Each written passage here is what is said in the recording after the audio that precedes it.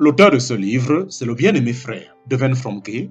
Le titre du livre, La suprême intention. Nous sommes au chapitre 20, petit 5. Chapitre 20, petit 5. N'en faites rien, car lorsque vous êtes résolu à faire un pas, c'est sur la base de votre moi que vous le faites. C'est toujours vous qui êtes au centre. Votre service est un effort qui a son centre en vous-même. Il ne part donc pas de l'origine suprême. C'est Dieu qui doit être le centre et non pas vous. Tant que Dieu reste en marge de vos efforts, il n'est qu'un repère. Il n'est pas la source de notre force. Pour finir, comme Jacques, force nous est de revenir à son côté, convaincus que nos figues n'ont jamais rien donné, convaincus que nos fugues n'ont jamais rien donné pour lui. C'est toujours nous qui avons bénéficié de cette liberté. Alors, par un choix réfléchi, nous décidons de nous laisser conduire par le lien invisible, par son esprit guidant nos esprits. Nous prenons plaisir, comme disait le Seigneur, à faire ta volonté. Sous le contrôle d'un maître, le Saint-Esprit, nous sommes tenus par un lien qui nous a pénétrés de part en part. Nous devenons alors sensibles à tout ce qui représente vraiment la qualité de fils. Nous avons été imprégnés de l'esprit même du Père. Tous ceux qui sont conduits par l'Esprit de Dieu sont fils, en parenthèse, des fils mûrs de Dieu. Comme le Père soupire après l'émancipation de ses enfants pour qu'ils marchent non pas selon la lettre, mais selon l'Esprit en qui ils peuvent jouir de la glorieuse liberté des fils de Dieu. Disons pour conclure ce chapitre que nous devons bien être sûrs d'avoir compris ce que Dieu a en vue pour cette liberté. Liberté, affranchissement, émancipation, ces mots sont sur toutes les lèvres et cependant, il n'y a pas de concept qui soit aussi mal compris. Pour presque tout le monde, la liberté, c'est la délivrance de quelque chose, mais rarement la délivrance pour quelque chose. Les hommes ont l'air de penser qu'ils sont libres parce qu'ils n'ont pas de boulet ou de chaîne aux pieds. Mais dans quel but Dieu a voulu leur liberté? On ne s'en préoccupe guère. Quelle différence dans l'aspect que prend la liberté quand on la considère de son point de vue? C'est ce que nous comprendrons encore mieux par l'étude suivante. Comme le Père soupire après l'émancipation de ses enfants pour qu'ils marchent non pas selon la lettre, mais selon l'esprit en qui ils peuvent jouir de la glorieuse liberté des fils de Dieu. Disons pour conclure ce chapitre que nous devons bien être sûrs d'avoir compris ce que Dieu a en vue dans cette liberté. Liberté, affranchissement, émancipation, ces mots sont sur toutes les lèvres et cependant, il n'y a pas de concept qui soit aussi mal compris. Pour presque tout le monde, la liberté, c'est la délivrance de quelque chose, mais rarement la délivrance pour quelque chose. Pour presque tout le monde, la liberté, c'est la délivrance de quelque chose, mais rarement la délivrance pour quelque chose. Les hommes ont l'air de penser qu'ils sont libres parce qu'ils n'ont pas de boulet ou de chaîne aux pieds. Mais dans quel but Dieu a voulu leur liberté ou a voulu leur liberté, on ne s'en préoccupe guère. Mais dans quel but Dieu a voulu leur liberté, on ne s'en préoccupe guère. Quelle différence dans l'aspect que prend la liberté quand on la considère de son point de vue? C'est ce que nous comprendrons encore mieux sur l'étude suivante.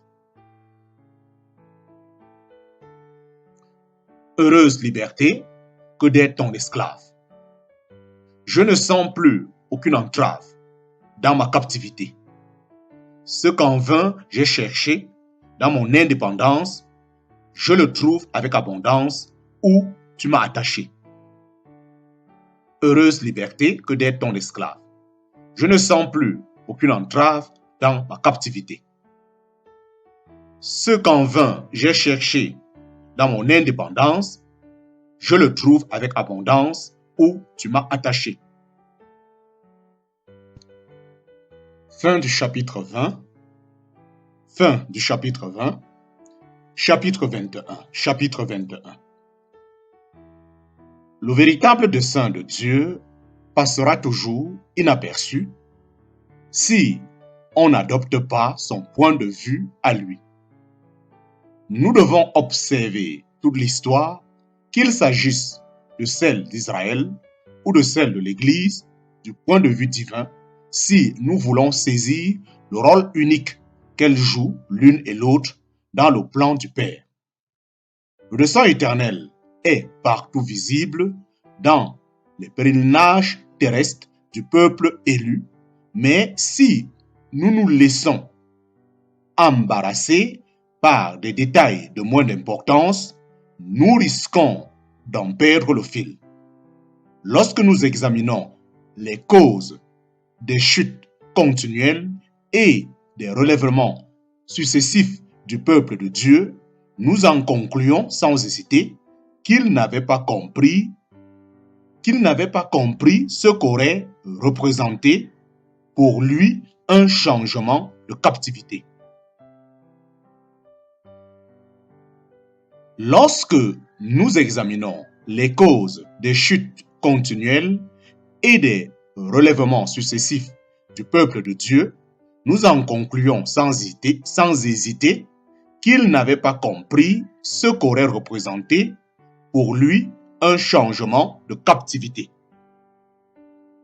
Chapitre 21, changement de captivité. Chapitre 21, changement de captivité. Israël avait un besoin continuel de révélation divine. Les hauts et les bas de la nation étaient déterminés par la conscience qu'elle avait, en parenthèse, ou qui au contraire lui manquait. Israël avait un besoin continuel de révélation divine. Les hauts et les bas de la nation étaient déterminés par la conscience qu'elle avait, en parenthèse, ou qui au contraire lui manquait d'une vision, d'un dessein à réaliser, d'une destinée divine à accomplir. Pour chaque génération qui oubliait la foi de ses pères et perdait de vue la vision qui les avait saisis, le déclin était inévitable. Le verset 18 du chapitre 29 des Proverbes nous en donne la raison. Le voici dans les différentes traductions qu'on en a données. Là où il n'y a pas de vision, le peuple périt. Version anglaise. Là où il n'y a pas de vision, le peuple est sans frein. Version Darby. Une nation sans révélation se flétrit. Version Fenton. Là où il n'y a pas de vision, le peuple est sauvage et dissolu. Version Luther. Faute de révélation prophétique, le peuple s'adonne au désordre. Version Rabbinat française. Le verset 18 du chapitre 29 des Proverbes nous en donne la raison. Le voici dans les différentes traductions qu'on en a données. Là où il n'y a pas de vision, le peuple périt. Version anglaise. Là où il n'y a pas de vision, le peuple est sans frein. Version Darby. Une nation sans révélation se flétrit.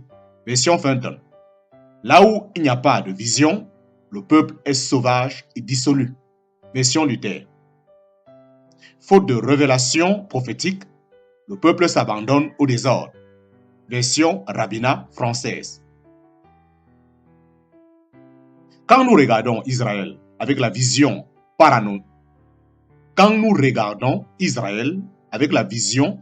panoramique de Dieu, nous voyons la triste histoire d'un peuple toujours prêt à être secouru dans les temps d'opprobre et d'adversité, mais peu disposé à se mettre ensuite au service de Dieu.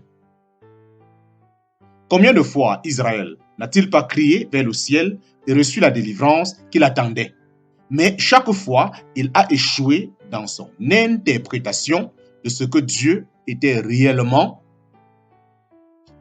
Quand nous regardons Israël avec la vision panoramique de Dieu, nous voyons la triste histoire d'un peuple toujours prêt à être secouru dans les temps d'opprobre et d'adversité, mais peu disposé à se mettre ensuite au service de Dieu.